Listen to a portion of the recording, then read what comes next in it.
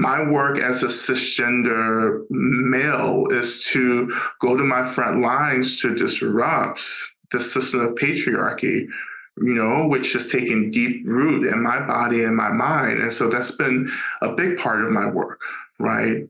What is your work, right? And if your work seems easy, then it's probably not your work, right? Not only that, I think some of us are doing other people's work as well. So the second expression of the new saint is about getting clear about what it is I should be doing to disrupt suffering for myself and for others, right? And really paying attention to what seems difficult, what seems hard, or even what seems impossible, right? If something seems impossible, more than likely that's where you should be heading to do your work, right? And this is what the new saint is called to do. And in general, this is what the bodhisattva is called to do. We have to go to where the work is. We have to do the work. We have to do what's hard, right? Of course, the bodhisattva is working to, awaken, to gain enlightenment on behalf of all beings, right? And to do that, we have to work, right? And as we're deepening our own realization, at the same time, we begin to benefit others around us. But we can't get there, right, unless we're doing the work that we need to do to get awakened, to get free from systems, from philosophies, from paradigms of violence, right?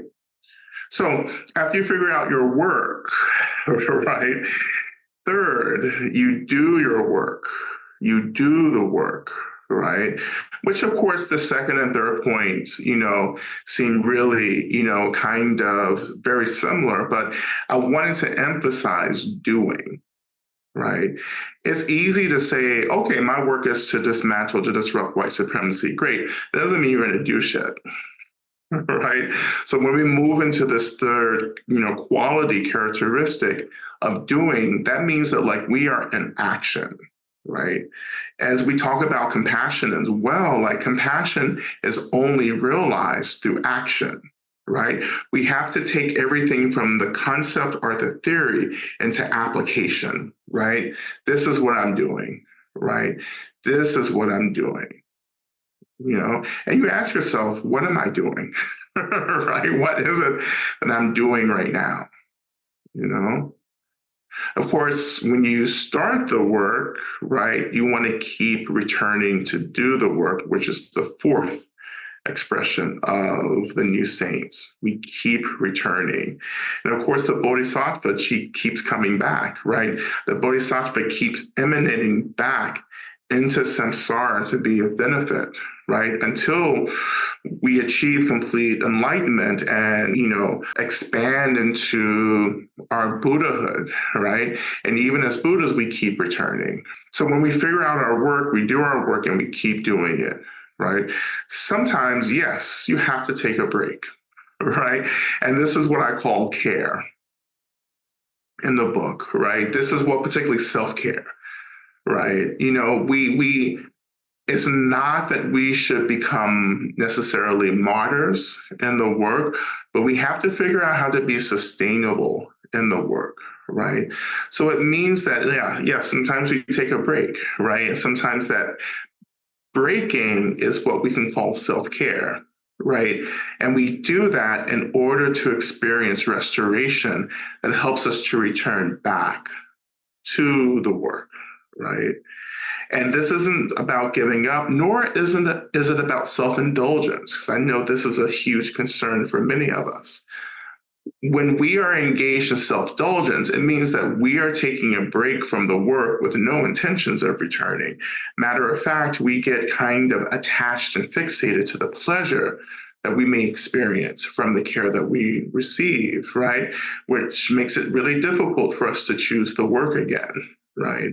That's self-indulgence, right? And we start self-identifying with that pleasure, But when we talk about self-care, right? And when I talk about self-care and think about self-care, I often think about Audre Lorde, the great Black feminist writer and scholar and thinker, who really talked about self-care as, a kind of survival, right?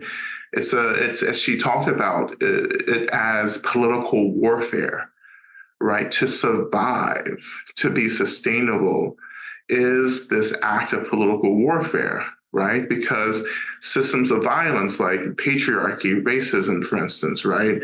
They're designed to annihilate, to eliminate, right? Um, to other people from whom they really are, right? And to disrupt those systems, we survive and we experience sustainability by accessing and tuning into these profound acts of care for ourselves and care for others, right? Because these systems deplete us. And in order to get free from suffering, in order to return back to our enlightened nature, we have to be resourced, not depleted, resourced, right? You can't get free depleted, right? Awakening is about fullness. It's about expansion. Of course, the root of that is just profound liberatory love. Love is what begins to actually heal us, to bring us back together into wholeness. And then from that wholeness, we expand into our true natures again. We remember who we are, as the Satipatthana points out. We remember who we are through being resourced and replenished, right? Because being under-resourced is just a deepening experience of suffering, right? And we're trying to transcend suffering to remember who we are. And these are the four expressions of the new saint, as it is inspired by the Bodhisattva tradition. And again, I wanted these points to be really clear and direct, right? And of course, I wrote this also for Buddhists, right? For those of us who engage deeply and practice. But my real motivation, my true intention was to create a text and a way of thinking about the Bodhisattva tradition that could invite new folks into the tradition, into practice, into meditation, people who would probably never consider Buddhism or Dharma as a legitimate path for them, right? And I think this is extremely important in terms of the development of the Dharma and the expression of Dharma, right? It's that we, as Dharma, right, develops and spreads, particularly here in the West, and more particularly here in the United States, Dharma will change, as Dharma has always historically changed, right? That it has to take on the flavor and the characteristics of the people who are practicing. And I think America, United States, is such a unique experiment because there are so many cultures and so much history, also, so much violence right here. And all of these things will begin to shape the expression of Dharma, and it will give rise to, in a couple of hundred years, maybe, it will give rise to a uniquely American Dharma. And that's something that's really exciting for me, because that is, again, one of the most powerful kind of actions of Dharma is to change, right? Is to take on the characteristics of the community that's practicing the teachings.